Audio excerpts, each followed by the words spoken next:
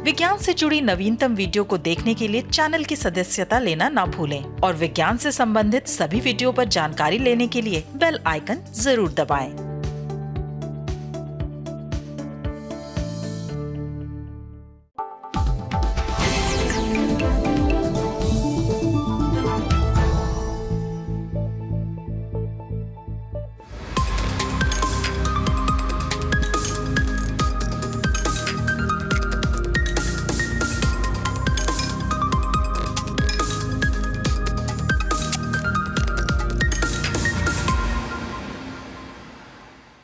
नमस्कार, साइटेक के एक नए अंक के साथ मैं शहनाज रजा एक बार फिर से हाजिर हूं। आज बात करेंगे शकरकंद और बीटल यानी गुबरैले से जुड़े रोचक शोध के बारे में।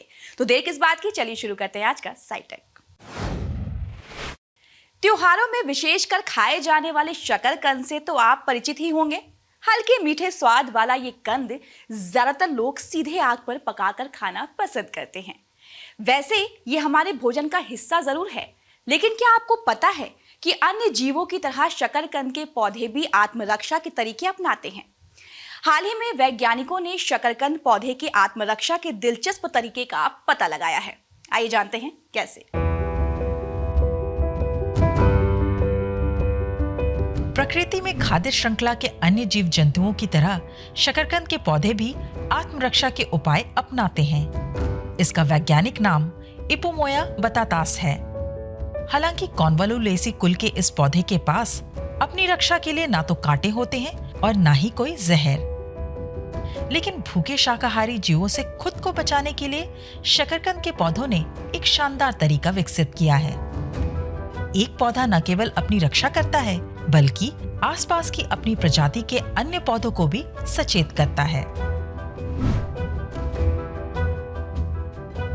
जब कोई जीव शकरकंद के पौधे के एक पत्ते को कुतरता है, तो वो तुरंत एक ऐसा रसायन उत्पन्न करता है जो पौधे के बाकी हिस्से और आसपास के पौधों को भी सचेत कर देता है।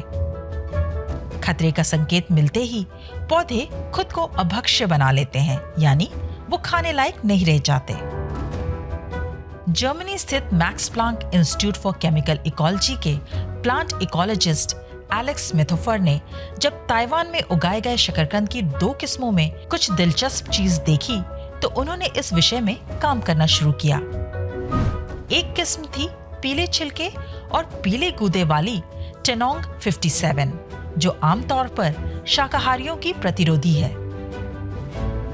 दूसरी किस्म थी गहरे नारंगी रंग वाली टेनोंग 66, जो कीटों से ग्रस्त थी। एलेक्स और उनकी टीम ने टाइनोंग 57 और टाइनोंग 66 पर अफ्रीकी कॉटन लीफ वर्म के भूखे कैटरपिलर छोड़ दिए।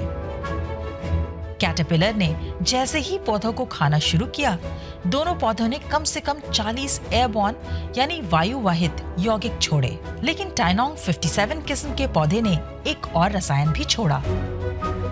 नवंबर 2019 के साइंटिफिक रिपोर्ट्स जर्नल में छपे शोध में शोधकर्ताओं ने बताया है कि टाइनोंग 57 ने काफी अधिक मात्रा में एक विशिष्ट गंध वाला DMNT यानी E4-8 डिमिथाइल 1,3,7 नूनाट्रिएन नामक रसायन छोड़ा। शोधकर्ताओं ने DMNT यौगिक को मकई और गोभी जैसे अन्य पौधों से भी प्राप्त किया है। ये कुछ प्रजातियों में रक्षा प्रतिक्रिया प्रेरित करने के लिए जाना जाता है।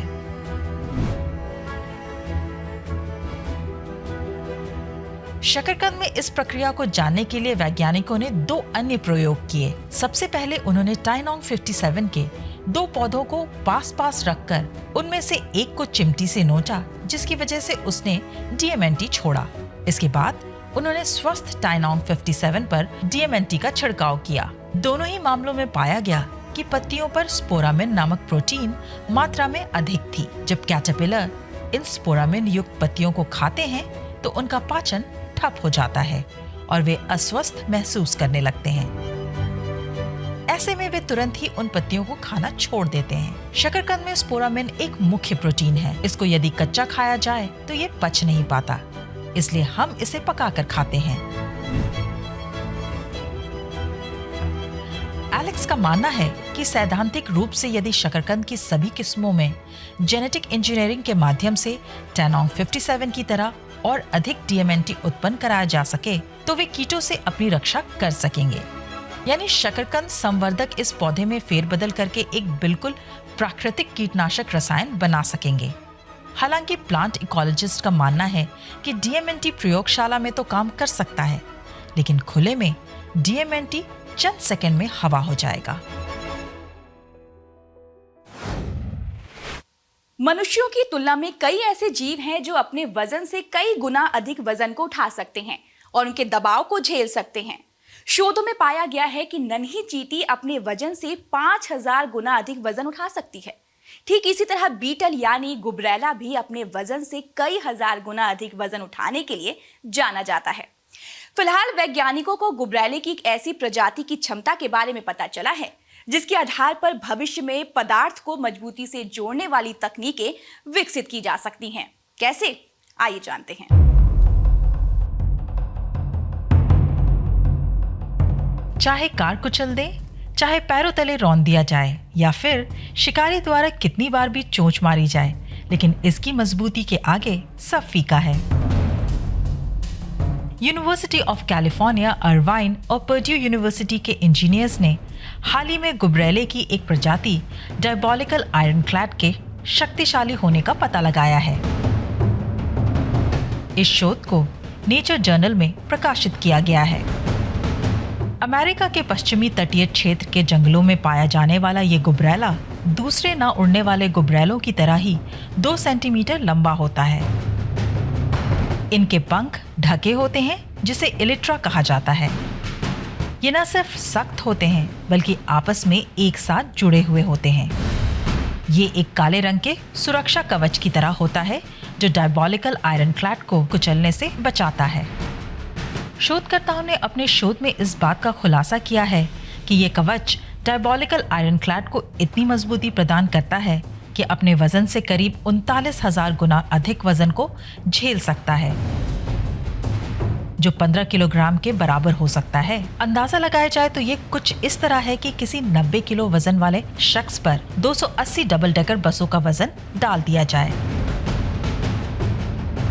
इस गुण का पता लगाने के लिए वैज्ञानिकों ने इलेक्ट्रॉन माइक्रोस्कोप और सीटी स्कैन द्वारा गुबरैले के एक्सोस्केलेटन का परीक्षण किया, जिसमें उन्होंने पाया कि अन्य गुबरैलों की तुलना में डायबोलिकल आयरनक्लैड में मौजूद इलिट्रा का इंटरलॉकिंग सिस्टम अलग है। ये आपस में जिगजैग पजल के टुकड़ों की तरह जुड़े होते हैं। प्रयोगों में वैज्ञानिकों ने पाया कि ये इंटरलॉकिंग जिगजैग व्यवस्था दबाव को वितरित करने और जोड़ को मजबूत बनाने में मदद करती है। इलिट्रा प्रोटीन की कई परतों में बनी हुई होती है जो इसकी कठोरता को बढ़ाने में मदद करती है। इलिट्रा गुबरैले के कवच से मजबूती के साथ अंदर से जुड़ा होता है। जोड़ पर यह सख्त होता है जहां पर महत्वपूर्ण अंगों को सुरक्षा की जरूरत होती है और साथ ही लचीला भी होता है। शोधकर्ताओं का कहना है कि यह स्प्रिंग की तरह व्यवहार करता है जो कीट पर दबाव पड़ने पर ऊर्जा को अवशोषित कर लेता है। ज्यादातर गुबरैले कुछ हफ्तों तक ही जीवित रहते हैं, लेकिन डायबोलिकल आयरनक्लैड 7 से 8 साल तक जीवित रह सकते हैं।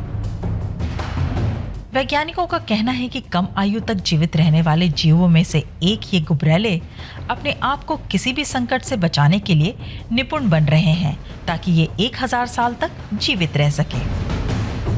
वहीं दूसरी ओर एयरक्राफ्ट के गैस टरबाइन में मेटल और कंपोजिट पदार्थ को एक मैकेनिकल फास्टनर के द्वारा जोड़ा जाता है जो कि गैस टरबाइन के वजन को बढ़ा देता है और इसके टूटने का डर होता है, इसलिए इसे जल्द ही बदलना पड़ता है। ऐसे में शोधकर्ताओं का मानना है कि डायबोलिकल आयरनक्लैड के शक्तिशाली गुण का प्रयोग कर न सिर्फ इस समस्या का हल खोजा जा सकता है बल्कि पदार्थों को जोड़ने वाली भविष्य की बेहतर और मजबूत तकनीक विकसित की जा सकती है। तो कैसा लगा आज का साइटेक? हमें जरूर बताएं और अपने फोन पर साइटेक देखने के लिए इंडिया साइंस का ऐप जरूर डाउनलोड करें। तो आज के लिए बस इतना ही, लेकिन जाते जाते आपको छोड़ जाते हैं विज्ञान के एक रोचक पहलू के साथ। तब तक के लिए नमस्कार।